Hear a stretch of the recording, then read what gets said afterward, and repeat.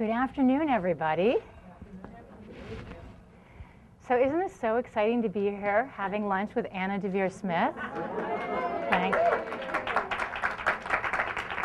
It sort of takes the old saying, there's no such thing as a free lunch. Well, to take care of, I think Michelle Smith is here with us today.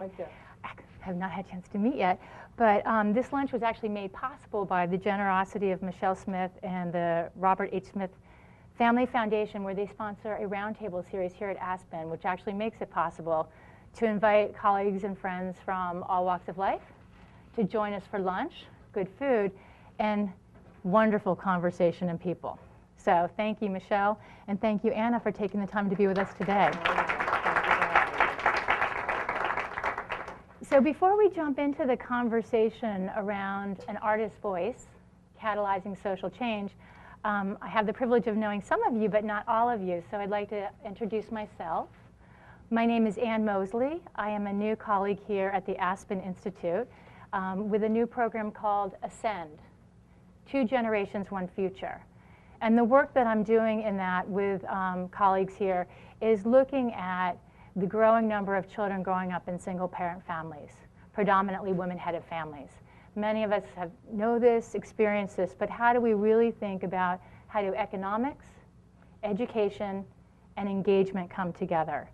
And come together in a way that really build on the resilience and the strength of families and kids and move them forward. So one of my reasons to actually join Aspen was I was lured here by the sheer brilliance and warmth and vision of Anna Deveare Smith, who serves on the board. And when this opportunity, sometimes you might think this would be an arts conversation here at Aspen, not really one about vulnerable families and about poverty.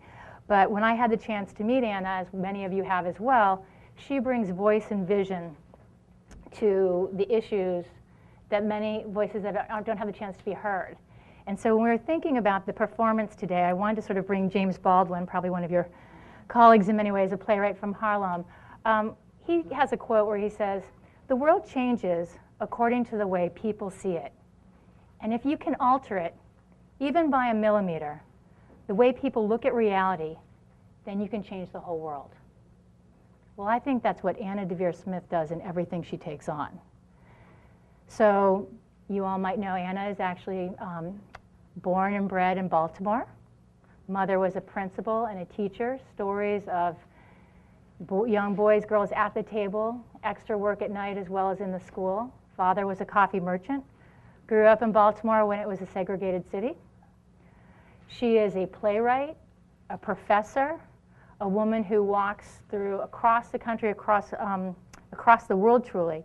She's been a professor of drama at Stanford, currently a professor of performance art at NYU. And anybody who spent just even an ounce of time with Anna knows she doesn't sort of suffer fools lightly. If you're serious about what you're doing, she's serious about being with you. And so I've heard stories about students having to jump rope 20 minutes before you start class. Get them going. I do it with them. I mean, they can But today we're going to really sort of jump into the conversation. I'm sure many of you had the chance to see some of the plays, Fires in the Mirror, Twilight, capturing both the Crown Heights time in Brooklyn, the LA riots. She does not shy away from tough subjects. She has been taking Washington by storm with Let Me Down Easy, which is about healthcare, but it's really about life, end of life, vulnerability, compassion, when we see it, when we don't.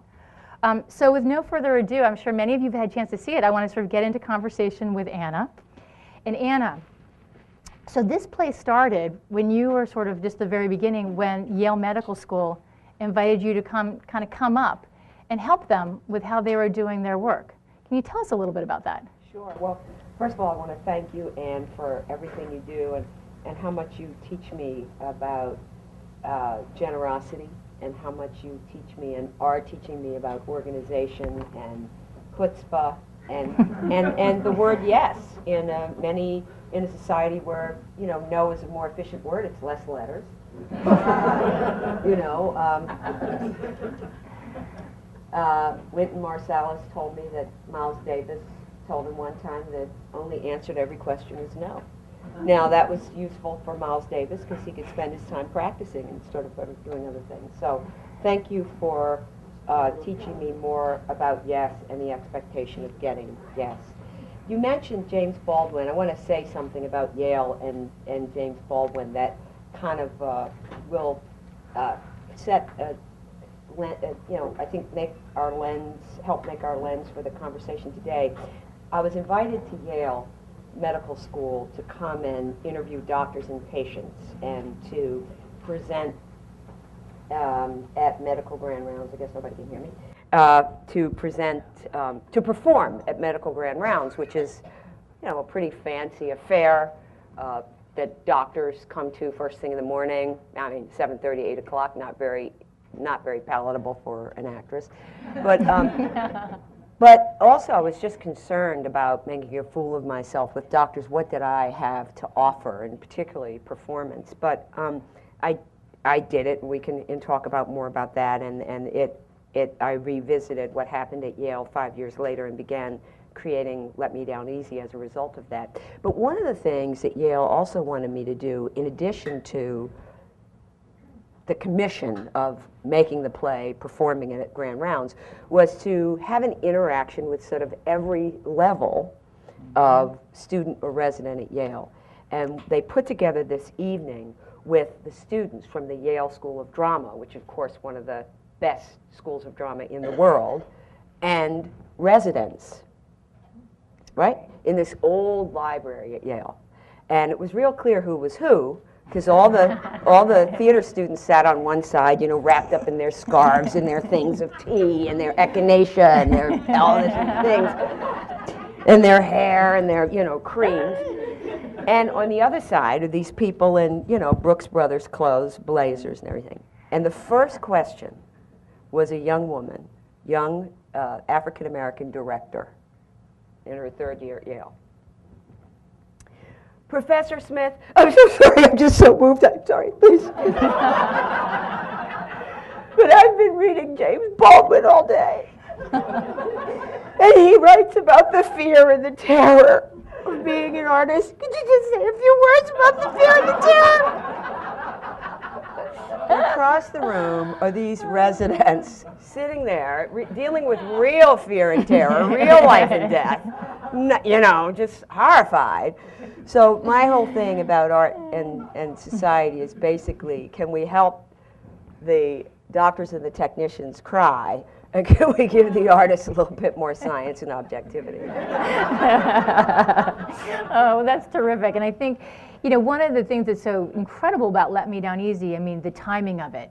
You just sort of timed it quite right. We've had a bunch of vigorous debates, not so much understanding, not so much meaning, but a lot of big changes, and that might potentially come undone or not.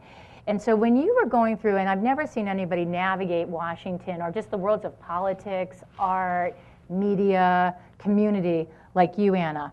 And I'm wondering, how you went about sort of selecting your characters. You've interviewed more than 300 people in depth, and then how you came to the selection that you chose, from a bullfighter to a prize fighter, from leading academics to a mother.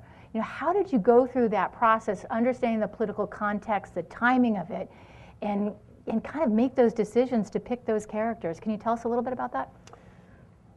Luckily, I had theaters and people who were interested in this work, and the gift that any artist can get is the gift of time. And in my work, I need a lot of different kinds of people to help me do my work.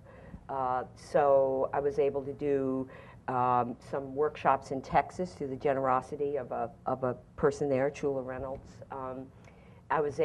She's very involved with MD Anderson Hospital. I was able to get a lot of interviews done there, thanks to her. And then the theaters themselves. There was one director, one artistic director who said, maybe it's too early for you to pick a director. I don't know what you're going to do. I'll sit in a room with you. Unheard of. And I went up to the Long Wharf Theater, and he sat in a room, and I just spoke characters, and we talked about them, right?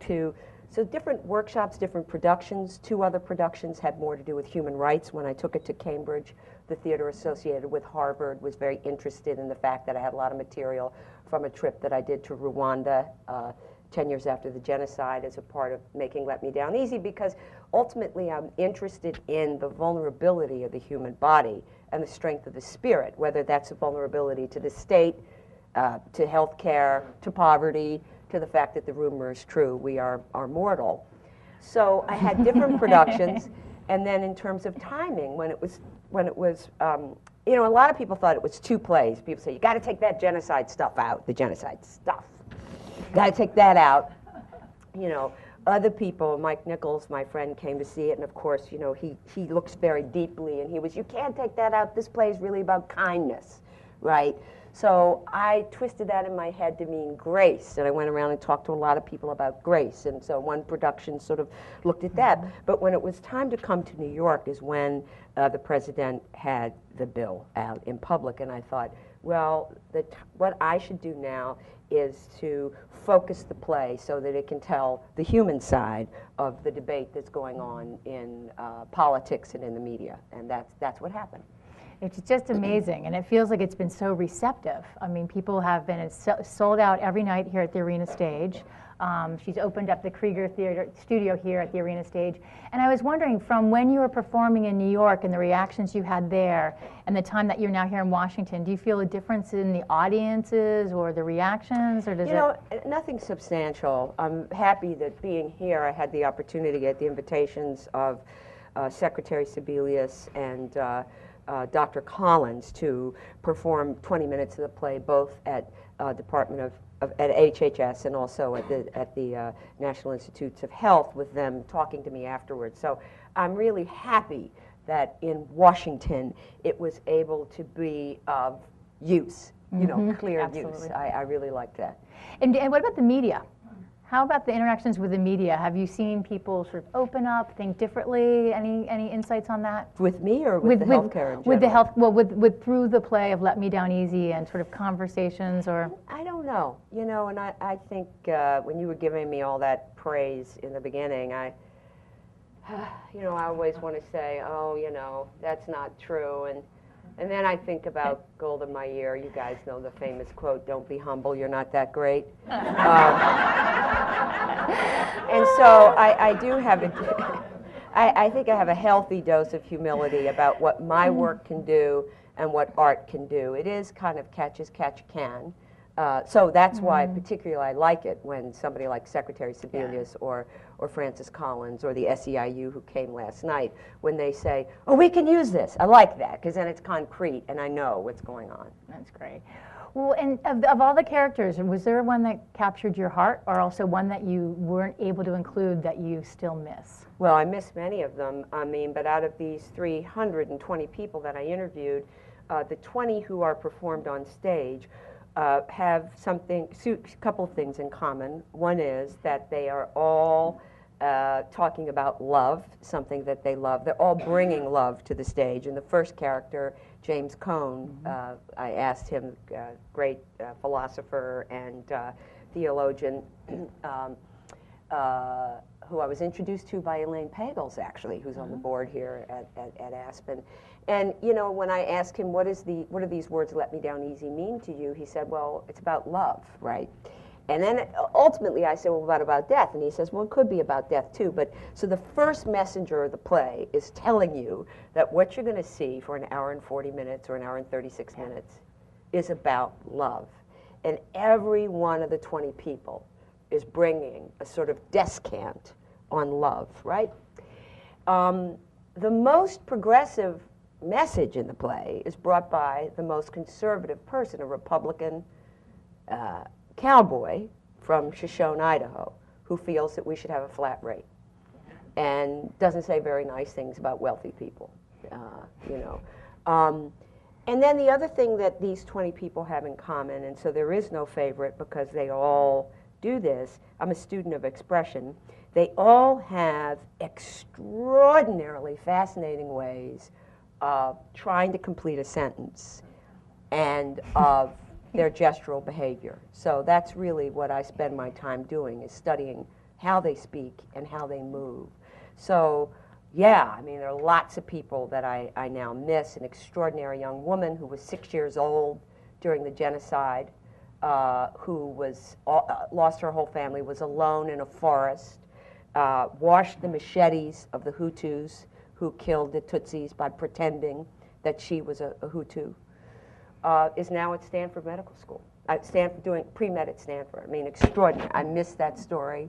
I miss how she used language. I miss her courage.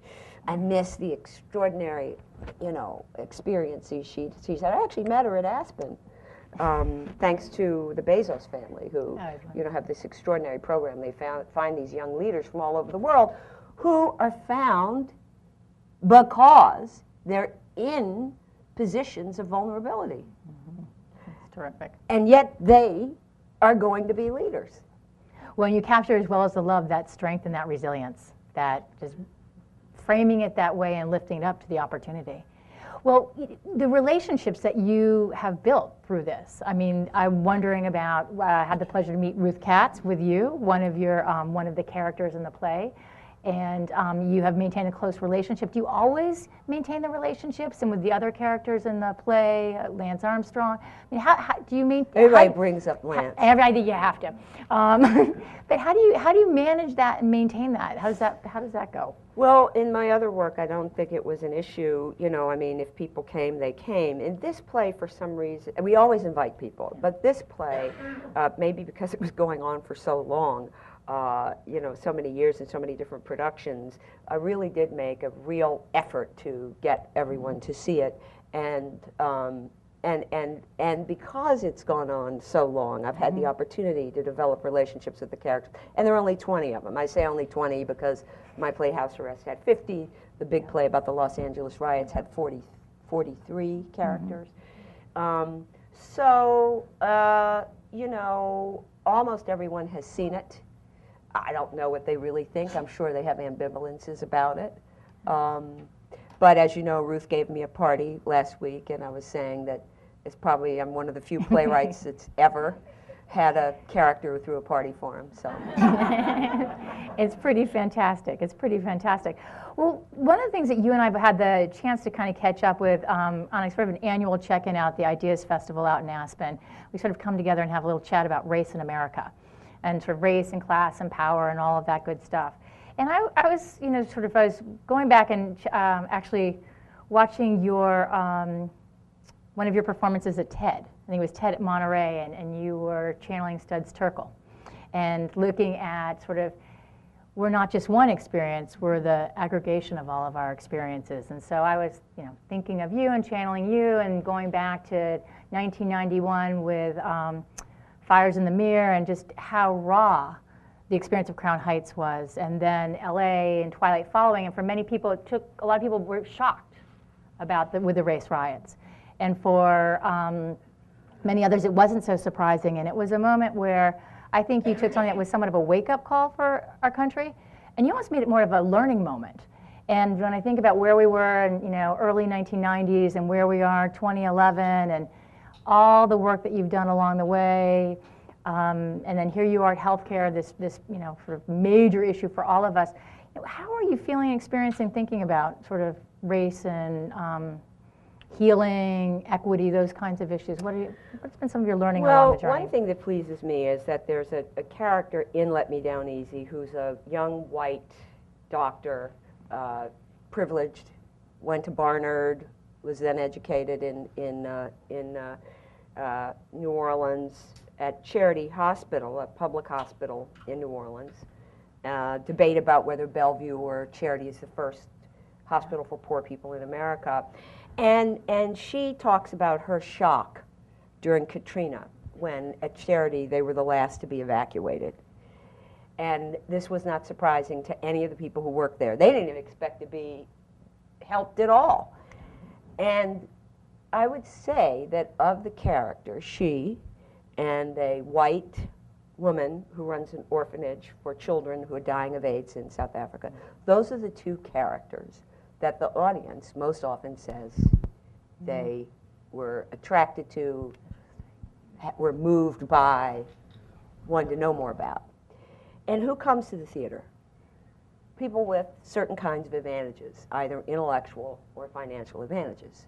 So the fact that people are responding to those characters who are talking about vulnerable people when there's lots of powerful people in the play, right?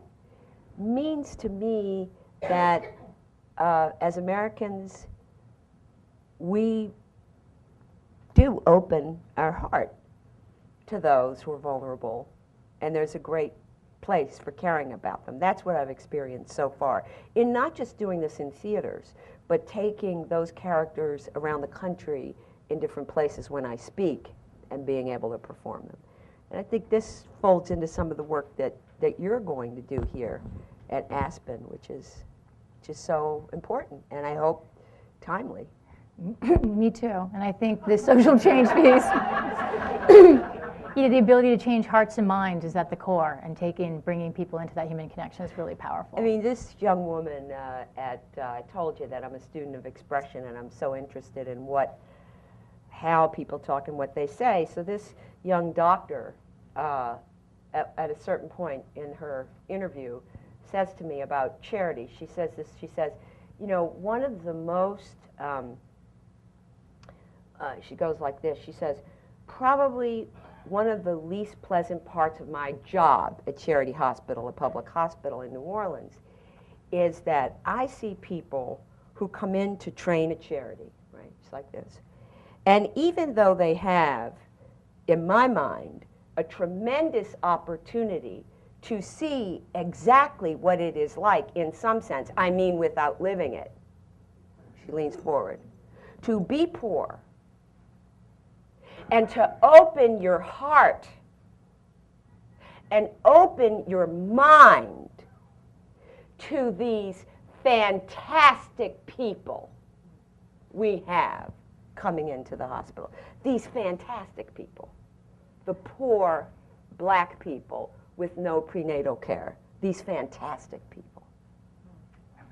That was a wonderful moment. That sparked my imagination. I said, oh, you know, I think about some of the debates we've had.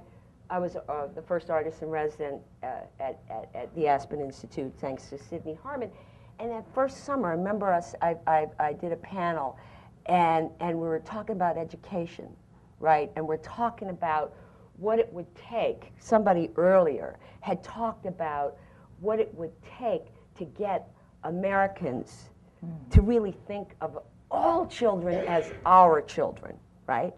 So I thought about that as an act of imagination.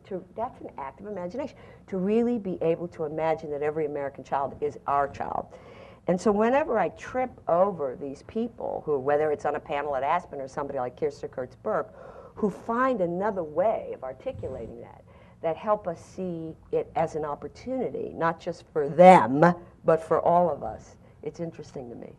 Well, you've been an incredible pioneer in that, and I was, sort of wondering, when we think about other artists like Sarah Jones, Eve Ensler, Heather Raffo, and how they've used theater, art to sort of keep social change conversations going. And my daughter, I have a 10-year-old daughter they're doing their 5th grade production of Harlem Renaissance, and she's Augusta Savage. So we've been having these great conversations about what it was like to be an African-American woman, sculpture, doing art in 1930s, and thinking about from where we've been and where we are and where we're going, and thinking about art and its ability to change minds and raise different issues. Sort of, how do you feel, because I know you care so much about history and where we've come from, but then thinking about this generation of many women, but really women and people of color, bringing their voice and their perspective into the artist arena and using that really as the powerful venue as you described. Well, we have to see. I know Miss Michelle Smith, who's been so kind as to make this possible for us, is also very dedicated to education at the University of Maryland.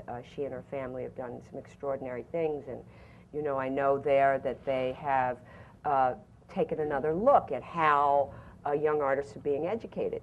The bad news about my generation is, to be blunt, and sometimes I run my mouth, and you've already said that I don't shy away from the tough issues, but my generation did not a whole lot of people of color left standing. From when I started out, because of the explosion of the 60s, there were all kinds of people, all kinds of theaters. A lot of that's not here, a lot of those artists aren't here. So I do hope that the sort of promise that I see in the many young people who write to me and want advice, and I've written a book called Letters to a Young Artist to try to help with that, and many people wanting to work in ways outside the box. Yesterday, 2 days ago, a young artist from Finland interviewed me and said, what advice would I give the people who are doing my kind of work? And I said, well, I don't want them to do what I did, you know, that I was trying to do certain things. I said, be original. And the other thing is to find other ways, new ways to interact with institutions, existing institutions, and ways that authority works in the quote-unquote art world. Because that's the only way we're going to get new voices. It's the only way that we're going to have any kind of real, for lack of a better word, diversity in terms, if you did a study, if Aspen did a study of who runs institutions, it's not very democratic. Actually, corporate America had more success. I was an artist in residence at MTV Networks and helped them with their diversity project. Tom Freston wanted MTV Networks to be one of the most hospitable. This was a real priority for him. If you look around MTV Networks, you got a whole lot more people of color in position of power than we have across the country in the art world. So this is serious, and this is our culture. This is our culture. This is where we have another ability to have influence. And if we don't have better representation there, we're in trouble, and people can't afford to go to school. $40,000 a year is ridiculous. You know, I went for free. I was paid. You know, I wasn't planning to be an actress. I went to California looking for a social movement. It was over. You know, called up a theater because I had a lot of free time. Actually, I was working in a junior college, and it was an amazing experience, what I did there. And had some free time after I'd sort of managed to buy a car and quit my other job working in a drive-in movie theater in the concession stand. And called up this fancy theater not knowing it was fancy and asked if they need stage managers, and the African-American woman on the switchboard, you know, sort of, oh, my dear, you know, like, how naive are you, country bumpkin? And tripped into an acting class, thought, oh, I want to do something for social change. Everybody's changing. Maybe I should hang around here.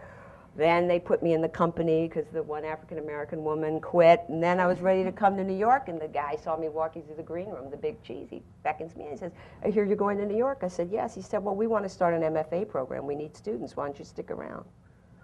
So I got a stipend. These kids are paying $40,000 and more. Yeah. And they're not going to work. I mean, out of 10, 2 are going to have a career. So, you know, that also tells us who will be the people who are helping create our culture. Yeah, it's a powerful thing. And where the corporate piece, as you say, there's a real attention to the bottom line, and how the demographic shifting really catches up to all parts of society is critical opportunity. Well, let's just talk a little bit about TV. So what was it like, Nurse Jackie, National Security Advisor? I always think of Anna on stage, but also checked you out on the TV too. So what was that experience like for you in terms of raising your voice, participating inside and behind the scenes? So 2 funny stories, since I just gave you that sobering and possibly, you know, not very happy news about the art world. So as Ann knows, in the 90s, the Ford Foundation was very generous and gave me a very, very, very large grant to have an institute at Harvard in the summers called the Institute on the Arts and Civic Dialogue, dedicated to finding artists who are doing work on social change and convening them and giving them a good gig and some, you know, good food and stuff like that summer in Boston. And so I get this call to go on the West Wing, and it was like in days Susan Beresford was coming, the then president of the Ford Foundation, and Allison Bernstein, then vice president. And I had, you know, this is like a big deal because the project was over, they were coming. You can imagine how we were preparing for that. So it was to go on the West Wing, and I said, I can't do it. So my publicist, the late Stephen Rivers, called me and said, you get on that plane. I'm arguing. He said, get on the plane. I don't care. You go out there. So this is in 2000. Now, there was some buzz, that Condoleezza Rice was going to be National Security Advisor if Bush won. So I knew Condi because I was at Stanford and she was my provost. So when I arrived at the set, I saw Aaron, and I'd been in his movie, American President. I said, "Thank you so much, Aaron, for inviting me to do this." Now, were you thinking about Condoleezza Rice when you thought of my character? Is that why you want me to do this? And he said, "Who?" So my little joke is, I'm the first African-American woman national security advisor. And on September 11th, I was on a runway, a plane that was supposed to take off at 9:04, could not get back into the city, was standing around a Marriott because I just got in the first moving thing, which was a van. And Sandy Berger will tell the story that people were coming up to me. And he had been my, I'd call Sandy whenever I got a script to say, "What does this mean? What do I do?" So that is hilarious. That's our country. Anyway, and the power of culture. And then in terms of Nurse Jackie, which I'm on right now and I love so much, and interesting, isn't it, that it's about healthcare and I get to play the very unappealing Mrs. Acolytus. I was in a gym. I told this the other night. I was in a gym in Sun Valley, and a woman came over to me, and she said, "You know who you look like?" She said, "You look just like that woman in Nurse Jackie." And without thinking, I said, "That's an insult." Because I forget that it's me. You know what I mean? It's not that I forget who I am, but I forget, it's, I'm so involved in the inner world of Mrs. Acolytus that I forget that it's me. Well, so you're still on the road. You've got more shows to do, people to meet. But when you think out on the next horizon, one of the things I know we've been working a little bit on is your Anna Deveare Smith Works nonprofit work and thinking about artists around the world and social change. So I thought maybe we'd talk a little bit about that and what's your vision for that and kind of what's going on in that space. So Anna Deveare Smith Works is a place for artistic excellence in social change. So the charge is to try to find the people who exemplify that those two things can come together. So a lot of times we think, well, if it's about social change, it's going to be didactic, it's not going to have artistic excellence, or you don't get to be Yo-Yo Ma unless you're constantly practicing on your cello. So how do we put those two things together? And I think the time is now. It was my enterprise that I started in the 90s at Harvard, and this is another version of it. I'm finding artists from all over the world who are absolutely fascinating and who are dedicated to using the media of art, the media of their skill set, to have influence, to say the things that politicians can't say. Politics is a very, very, very sophisticated use of language and influence. And the media is now too, and the media, has become another form of entertainment. So where will we be able to convene people around some of the problems and projects that concern us and that we love so much? And so I think that art gives us the opportunity to do that convening. So I hope to continue, as we just did with the Mellon Grant, convened some wonderful artists from around the world for a week in New York at NYU. We are going to be doing a conference in Abu Dhabi this spring through NYU Abu Dhabi. And so when you convene people, first of all, you find out if there is a movement, you give it a name, you give them courage. Most of these people are sort of, that I'm interested in, all work outside the box. They're very resilient people. One of them is Din Q. Lay, a great, wonderful media artist who just had a beautiful piece at the Museum of Modern Art, where I'm actually on the board. And he had, Glenn Lowry actually says there's a movement of people who were here who are now going back home. So his family had fled Vietnam. He was educated here and then went back to Vietnam, where he's trying to get a movement going there. And so when we're sort of all, huddling around, trying to give him courage and, stick with it and what's next, at one point he said, "Well, I heard from the cultural police." And I said, "Look at what you're doing when you talk about the cultural police. It's got like, if I heard from the cultural police, I'd be all scared." I said, "You seem to be delighted that you're going to have this opportunity to meet with the cultural police." So So that's what it's about, and hoping also to influence education and how we're educating artists. And the good news to me is that when the new dean of Juilliard took over, he was quoted in the New York Times saying that it was time for Juilliard to open up its windows and have its students more involved in the world. And I called him up. I literally called him up and said, Ara, did you really say that? Or is that a misquote? And he said, I did. And so if Juilliard, you know, the mansion on the hill, where it is about, you know, playing your cello, developing your voice, if even they think that artists need to find a new way of combining excellence with the world outside, then the day is here. Oh, that's terrific. And when we just think about civic engagement and the role of social media, just I'm sure everybody's like half in your mind thinking about the square in Egypt. Just information flowing, people connecting. I think, you know, the artist in Iran or in Afghanistan or in Anacostia, just voices have a chance to break through. And it's exciting that sort of the institutions are also, you know, want to stay in the game from their mansion on the hill. So one last question from me. I feel wildly selfish having all this, you know, great time with Anna. I'm not going to even let her leave town off to the sunny San Diego, but for the continued production. But so future plans. You have talked a little bit about you run toward the big ideas, the tough challenges. You are not someone who sort of says, you know, I have a hammer, I'm going to look for a nail. You are on a bigger level. When you think about education, incarceration, you've also talked about maybe wanting to go home to Baltimore a little bit. Sort of what's on your mind for future areas to explore?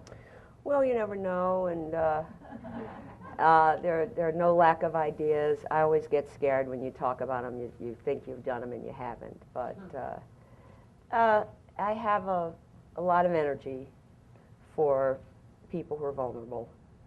And that's my interest, and my next project will have something to do with a form of vulnerability. Excellent. Look forward to that. So we have a fantastic audience of leaders from all walks of life here in Washington, and so I'd love to open it up for questions. Devin back here has a mic, so if people want to just maybe introduce yourself to Anna with your question, and we will go. And the great thing is, just so we know, we are social media savvy, thanks to the Aspen communications team, so we're talking to everybody right now, as well as everybody in the room. Any questions or?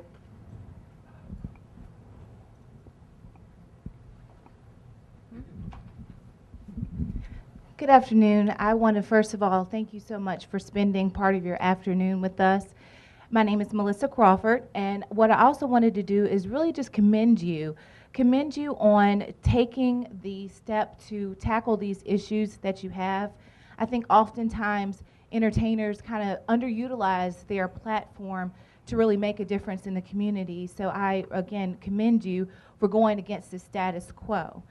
And so here's my question, and it starts with an adage that perhaps many of us have heard, and that is that we are seen through three different lenses: how we view ourselves, how others view us, and how we want to be viewed. So my question is, when, at the end of the day, what do you see in terms of how you want to be viewed by others and in terms of your legacy?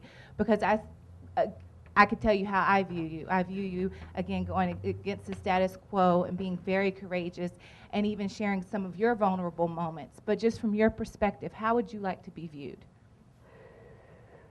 Well, I have to say that I do want to be viewed as an artist who delivers every once in a while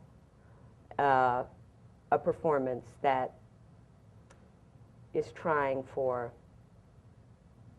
that which is meticulous. How's that for a roundabout answer? I'm trying for that. And I'm fine if you just see my effort. I know how impossible it is to get it exactly right. So if you see my effort, and well, a lot of people want to be effortless, but if you see my effort and you're moved by that, and if you yourself learn something from that, that's good enough. And then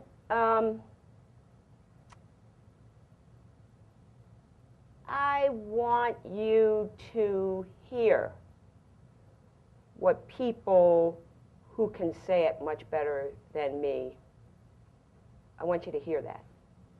And I want you to maybe remember something that I've found on my journey of this play, Let Me Down Easy, is part of a project I've been doing since the late 70s called On the Road, A Search for American Character. I want you to hear it because I thought it sounded very beautiful. And then I probably would like you to think, well, she's a 5'10" on a good day, sometimes 5'9½", light-skinned, African-American, educated woman from Baltimore, and she's acting like a right-wing bull rider cowboy. And if she can embody that, maybe I can think about that person differently. Or Hazel Merritt, who had a horrible experience happen to her daughter while she was having dialysis. So I would like you to remember me as a person who is reaching, and you know, that maybe you'll think about reaching too. Does that sound too high and mighty? Okay. That's great. Great. Oh, okay. Want me to go over here?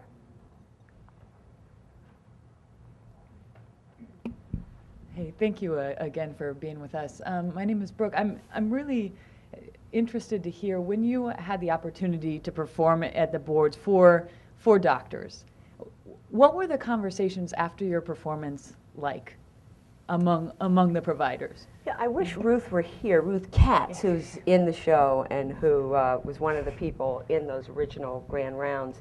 I will say that I don't know what all the conversations were like because I was then sort of taken around where pre-existing conversations were already going on to try to add something to that. Yale did invite me back several times, and the person who hired me there then became head of internal medicine at Stanford, and in the last couple of years has invited me twice to do grand rounds at Stanford. Young doctors tend to come up and say, thank you, because it's reminding me why I got into medicine, which is, you know, I want to heal people. And I think modern doctors have many, many, many challenges, not the least of which is that they're in an age of extraordinary opportunities given by science and technology. But just because you're a scientist and just because you've learned all your science doesn't mean that you're a healer. Oh, yeah, and that was very powerfully put in the play from the Dr. Pizos from Stanford, and about the time to talk to people, just to talk to the patient about dying. The woman behind, and then we'll go over to this side. Hi, Rosemary Reed, and I was thinking when you said Baltimore and projects, do you know about Harriet Lackey, the woman who donated? I do. I was just seemed like an interesting possible project. Thank you. She donated her, she didn't know she donated her. Henrietta Lack. Yeah, but her cell was, her DNA was used or something like forever, and nobody ever has been able to, everybody has benefited by it except her family. Okay. Devin, can we go over here with Andrea? Oh, thanks, Sarah. Hi, I'm Andrea Deveare, and I'm lucky enough to come tonight to see you Thank with my you. Glad son, you're who's going to coming. go to medical school Great. next year. You'll like it. And many of us were heartbroken, to go back to your story, about how poorly healthcare reform was communicated. If you were communications director at the White House, which you almost were on West Wing, how would you have done that differently? I would never answer that question. That's one thing. I wouldn't ask a fool like me. I mean, you know, the highest praise you can give an actor is they're a fool. I wouldn't ask a fool like me to actually speak in Washington, D.C., where it's the haute couture of language. I will say this, something I have observed that I think is now going to work in the favor of the people working with the president, is one thing that the right seemed to be able to do was to show what would be taken away. And I think now the opposite possibility is there, is to show what the right will take away. But I mean, I suppose it was a very challenging job with such a thick document, to find ways to communicate it rapidly. And I did a project here about the press and the media in the 90s. And I traveled on both the Clinton and the Dole campaigns and interviewed 520 people. And I think that it is kind of a miracle, quite frankly, that anybody gets any message out. And it's much bigger now because of social media. And, you know, that's the first time I ever heard that expression. George Stephanopoulos is the first person that told me that expression, rapid response, right? I mean, that's just as early as the 90s that became the status quo. So the fact that one has to respond so quickly, I think it's amazing that they got out as much as they did. Now they have another chance. Gentleman in the back.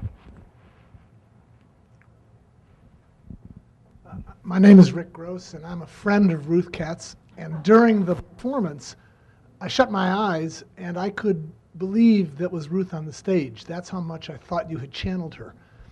Can you talk to us a little bit about technique, or what you're willing to share with us about technique? When you interview, do you tape? Do you listen to the tapes? How do you become these people to such an extent that with my eyes closed, I thought Ruth was there, not you? That's very nice, but that's also the power of your imagination. That's good. That's good. That's good that you have some imagination left over from childhood. You know, they do try to drum that out.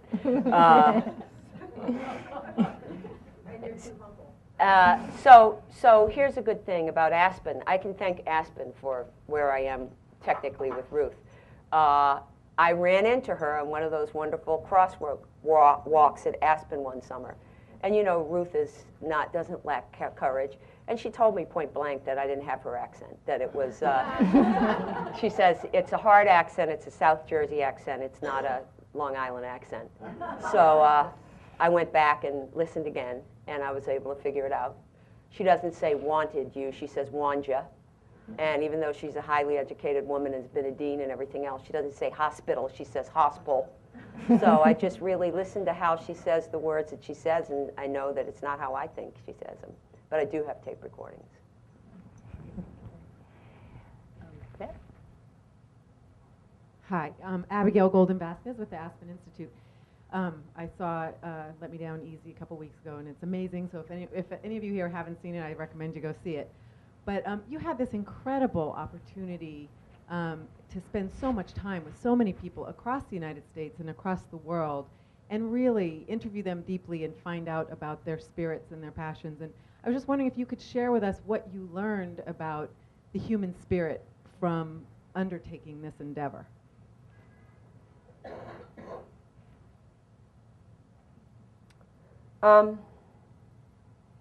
Pretty powerful. It's pretty powerful.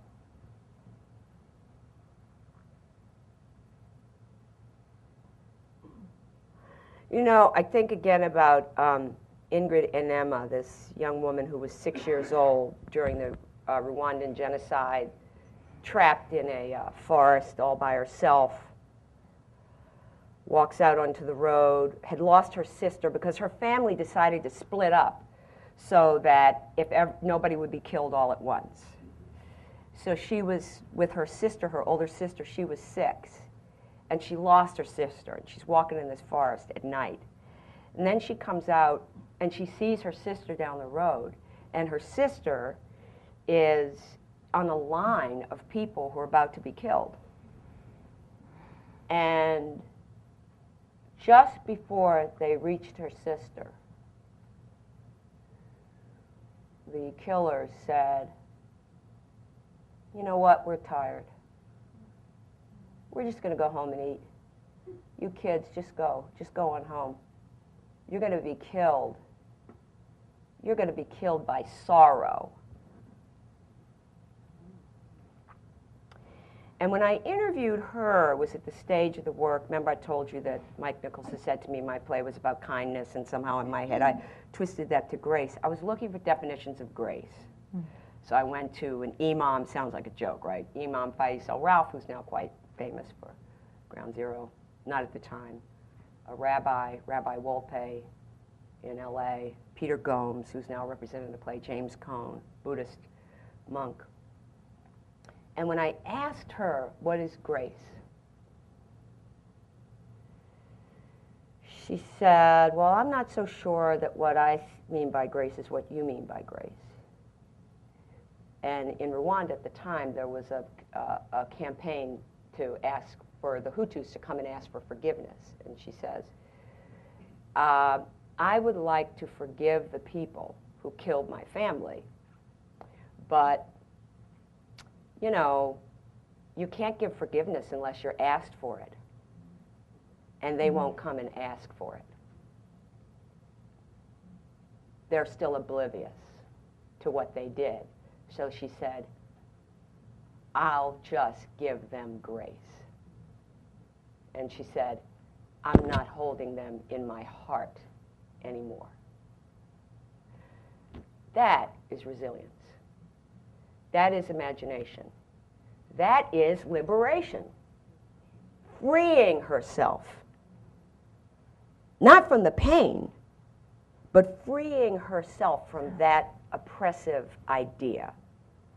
And saying, if he comes and asks for the forgiveness, it's ready for him. But in the meantime, I just give him grace. And when you think about it, that's even like a grace note in music, right? So people are always offering me these incredible, that's a very strong example, these incredible twists and turns on the other side. What I love so much about that bull rider is that he says to me, when you think about it, we shouldn't be able to stay on the back of a bull that's trying to buck you off because we weigh 150 pounds, they weigh over 2,000 pounds.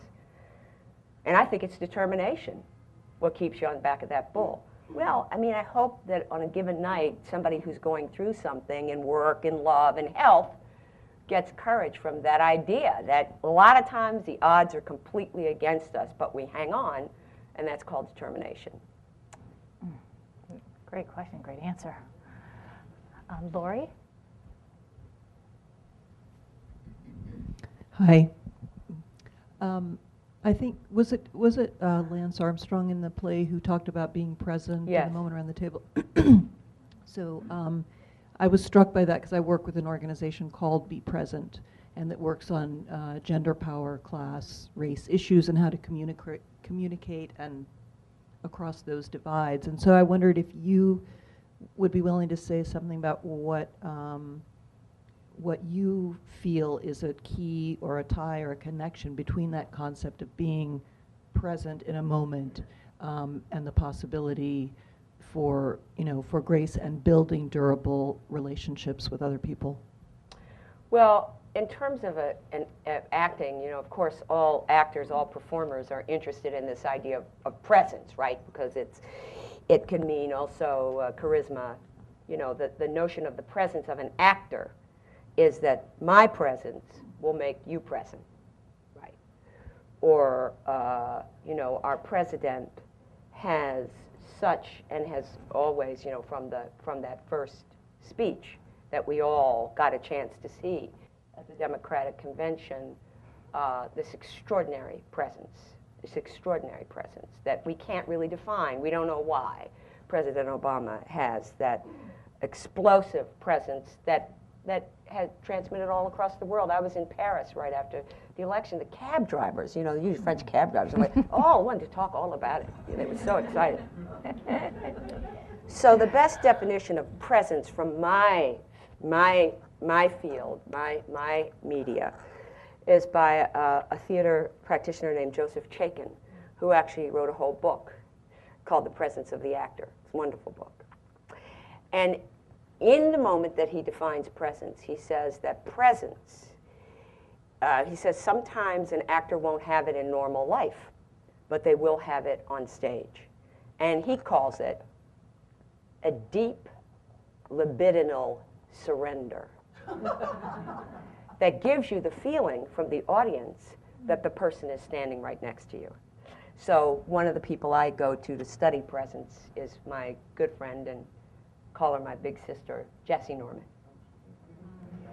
So to hear Jessie Norman sing in Paris, where they love her so much, or Austria, everyone has that feeling that she's right there. I think it is, if you technically were trying to have presence, it has to do with simply paying attention and breathing.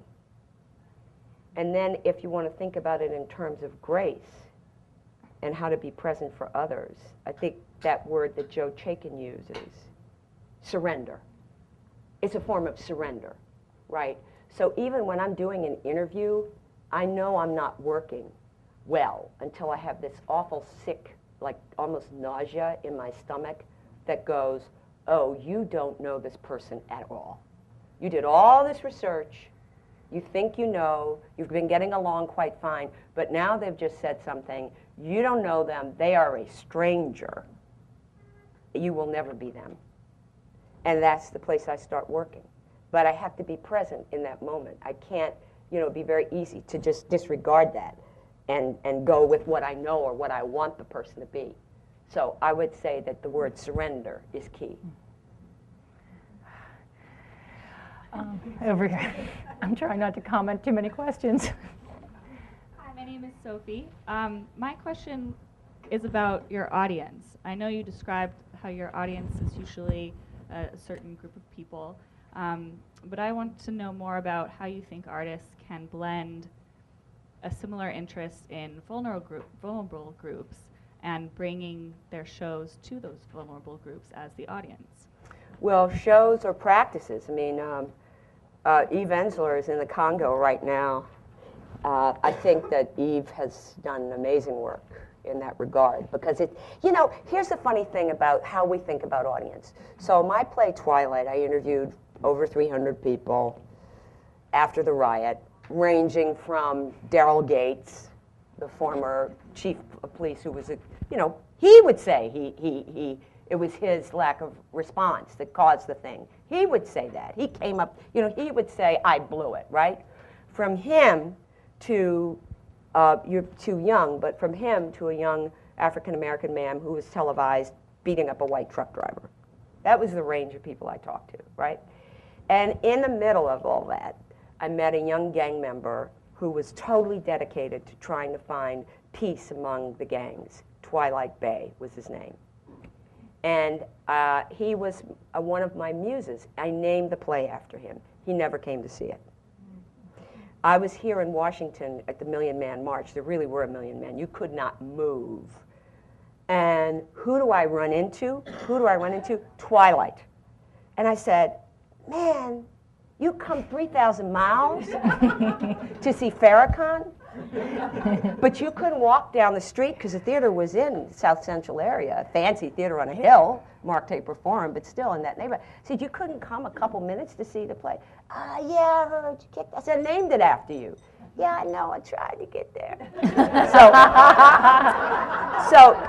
So then we went back to talk to him when we made a film of it. And I said, Twilight, really, why didn't you come? He said, I tried to get there for you. I really tried. But there's just so much happening. We're so busy thinking we have something to give that people should see. He's thinking of it as something he's doing for me. So I think that we have to, if we work outside of the context of the tradition of what happens in these magnificent halls where people like me get to do my work, I get to be at the arena stage in this extraordinary hall, which I like being in that wonderful hall. There's not a whole lot of dust. I'm going to get to go to the Clarice Smith Center. It's everything I need to do my skill. Right? It's good for my sinuses, good for my voice. Nice dressing room with all my humidifiers, right? It's not so good for my voice to go some other places, right? But so we have to rethink this whole idea that we're bringing and giving so much.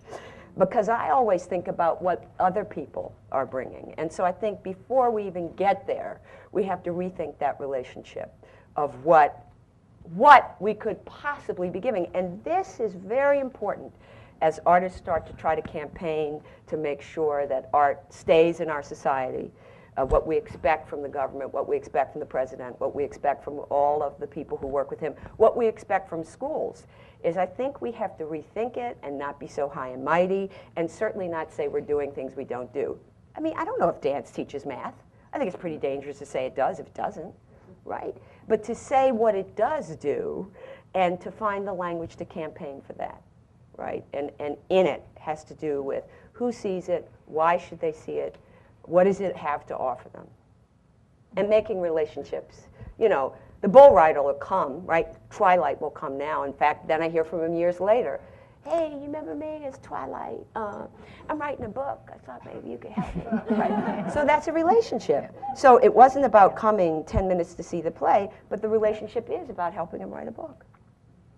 Absolutely. All right, we're going to take a few more questions. Back there and then over. I add my thanks to all the thanks that have been offered for your being here. My name is Lisa, and I am a native of Baltimore, born and raised, and you make me so proud to be from Baltimore. My question is about energy, and you described yourself as a person with a lot of energy, which is very obvious. And I'm curious how you draw energy from others, how you recharge your energy, how you keep your energy, how you keep it positive. If you could give us some thoughts around energy. Well, you can't always draw energy from others. In the beginning of my career, I spent most of my time teaching, which I still love to do whenever I can. And I talk to all kinds of people, hairdressers, psychiatrists, masseuses, all kinds of people to say, how do you keep people from draining your energy? And I never really got any answers. And when I teach, I mean, I just go home and fall right in bed. I can't move. I cannot talk at the end of it. It is really, really, really draining. But I want to do it, so I do. And I've never figured out how to, quote unquote, protect my energy. The secret to energy, I'll give you all right now. It's very simple. For me, this performance, kale. I knew you were saying. Kale. I knew you. Kale, K-A-L-E, kale. Steamed kale, sauteed kale. There is red kale. I have a friend who says there is red kale. Now Whole Foods even has kale chips. High in calories. Look at the calories. You think it's going to be low because it's kale, dried kale. But they put yeast and all these other things in it that makes it delicious, but somehow it ends up being caloric.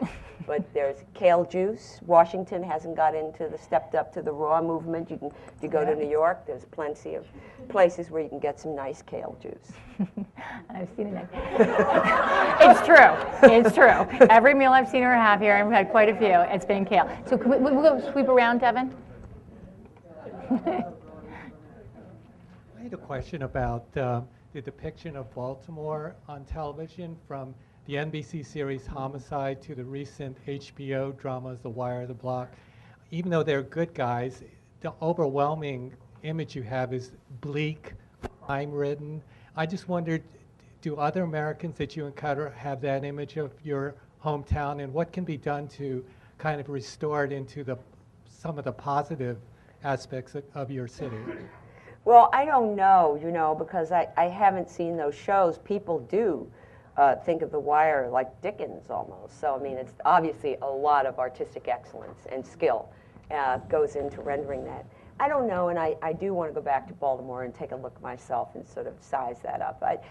Just from my little sort of going back briefly, I did become more and more concerned in the 90s that my mother and my aunts, all of whom were teachers, the type of Baltimore they were trying to produce in terms of educating people, and all my mother's friends, I was concerned that it looked like, wow, what happened to that? But I don't know, and it's something I want to find out. Gail? Okay, I'm hoping it's not too complicated. My name is Gail Kitch. I'm trying to mull this over in my mind about trying to get to what I want to ask you, which is something about how to sustain what it is that you create in your performances in terms of what my sort of sense is of the kind of learning that goes on, the teaching to listen, the kind of empathetic piece that is basically what I sort of see you doing for your audiences. And the thing I worry about is, great when people walk out the door, but how do you ensure that they've really took away the kind of skill you're acting them to sort of activate, which is not just, connecting with the doctor who talking with these fantastic poor people, but literally when they walk out the door and look at the person on the corner or whatever, look and say, wait a minute, I understand that person is like the kind of fantastic people we're talking about. Not just loving the moment of having you give them the experience and sort of basking in that, which I think we all do a little bit, sort of trying it on. or being enlightened, having an aha moment because you've helped make that happen. But how do we all think about, for me, this is the core of civic engagement work, how do you really cause that to be sustained? Part of it may be to have multiple experiences, and it's not may not be necessarily the artist's responsibility, but maybe it's all of our responsibilities to understand that it's not just, boy, you had that moment, but you carry that learning, and someone actually, and it's on both sides. It's also similar for the vulnerable audiences to see it the other way. Everybody sort of has to learn how to do that, and I wonder how we do that.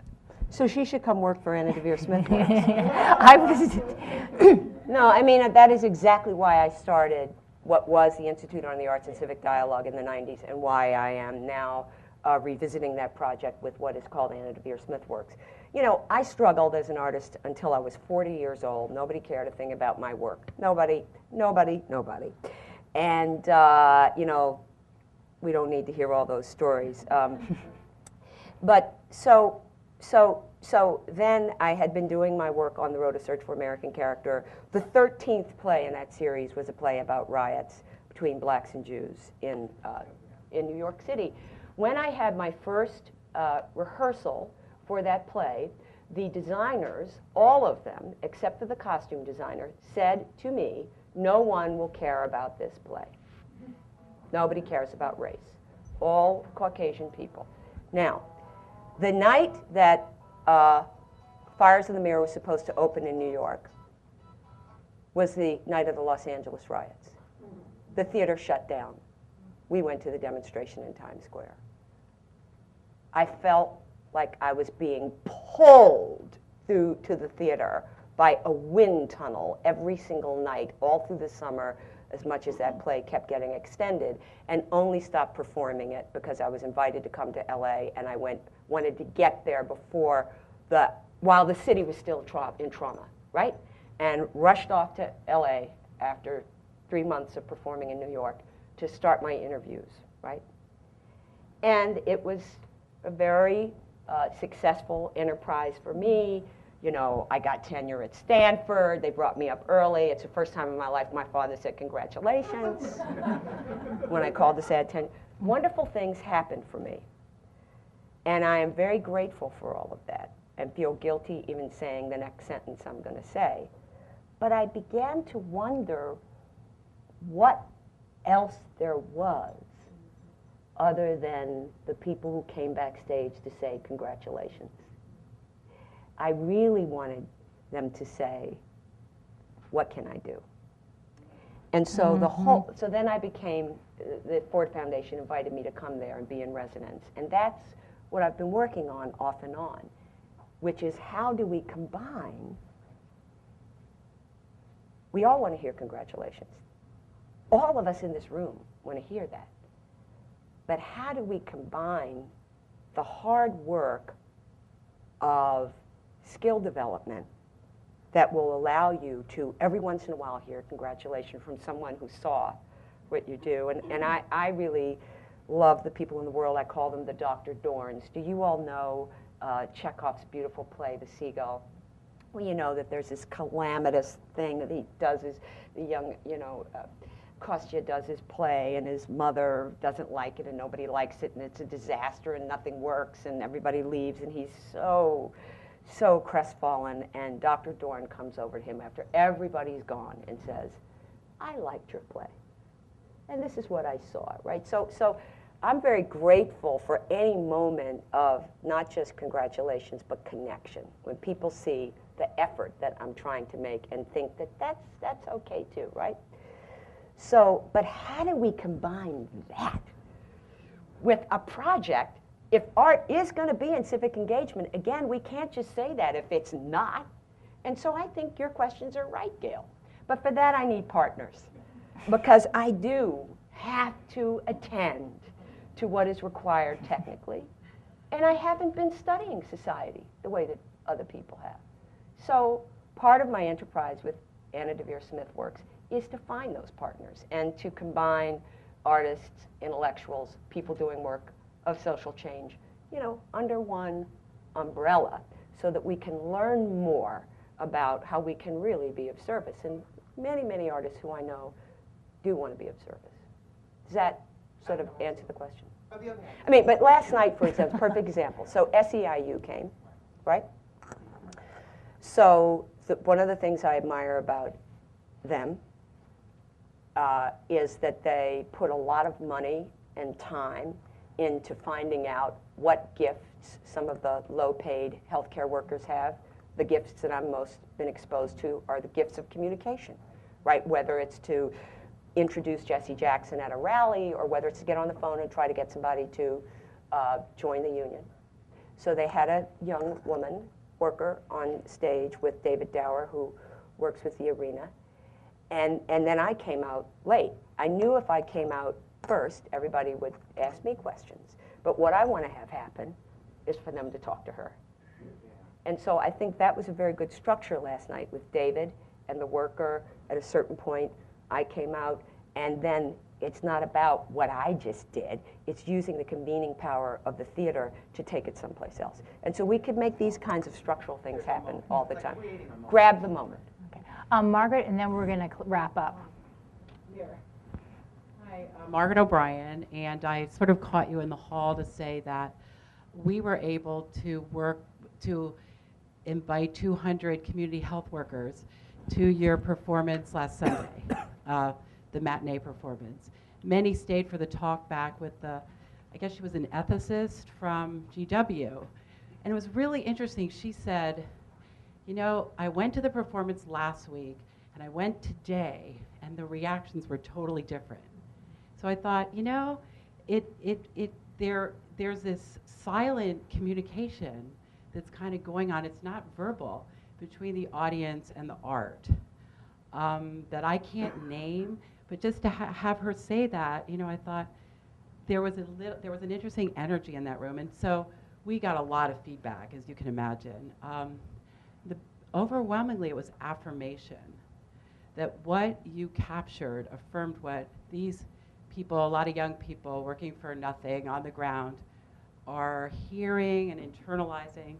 So sometimes the communication is totally without words, and fascinating. So I wanted to add that. Well, I think you just eloquently helped us understand the possibility and the challenge of bringing art into civic space by saying and naming that which is not the words, right? So this kind of way that I work began with my study of Shakespeare, when I realized that part of the reason he could bring such particularity in terms of identity and character to his work was the very moment when he departed from iambic pentameter, da-da-da-da-da-da-da-da, right? And so I started to think about the possibility of thinking of language as a kind of a jazz, as language as an interpretive art, right? So if you come see my show, even though I'm striving to say every and every and it's highly technical, it's going to be different every night because of interpretation and also because of the audience. So I think by you naming the fact that part of what any artist in any art form is after is to expose the unspoken, that which is without words, is on the one hand the possibility, because that's what's closest to our heart, right? On the other hand, it's a problem in a verbal civic society which uses words to win points and kill things, right? So how do we put that together? And I thank you for using those words. Okay, one level. May I just ask, because it's probably not time later, and I know how busy you are, but I would like to invite you to come and visit a program that we have with inner city DC high school students. We take distinguished writers into the classroom and sometimes into the National Gallery Auditorium with 4 or 5 different high schools represented there. And the questions and the students are so moved by this experience. We provide books, we train their teachers. We would love for you to be a guest at one of those events. I know you're terribly busy, but we would also honor you at a dinner, and there would be... Kale? Is there going to be kale? Oh, great. And it's called, as my friend Shirley is reminding me, it's called the Penn Faulkner Award for Fiction. It's a foundation that really does honor high school students. These are young people who are really moved, and our most, next week, our writer coming is Jonathan Franzen. But we would like for you to be a part of this ongoing series we have, and we would honor you. And you would Okay, be thank the you, student. thank you. Well, Anna, one of the ways she makes it through Washington going at the pace she does is discipline, which I clearly have not had by ending on time here, but I'm happy to follow up and connect. Anna and I have long-term, well, somewhat long, depends, partnership and respect. And I just, from the work that we'll be building here at Ascend and taking on, looking at education, economics, and engagement, happy to connect on some of these opportunities. But I just, I want to thank all of you for coming. I'd like to sort of, we won't go with a silent close, but I'd ask you all to close your eyes for a moment. And I want to just share a few words and think what comes to mind. Effort. Excellence, imagination, surrender, resilience, grace, love. Join me in thanking Anna Deveare Smith.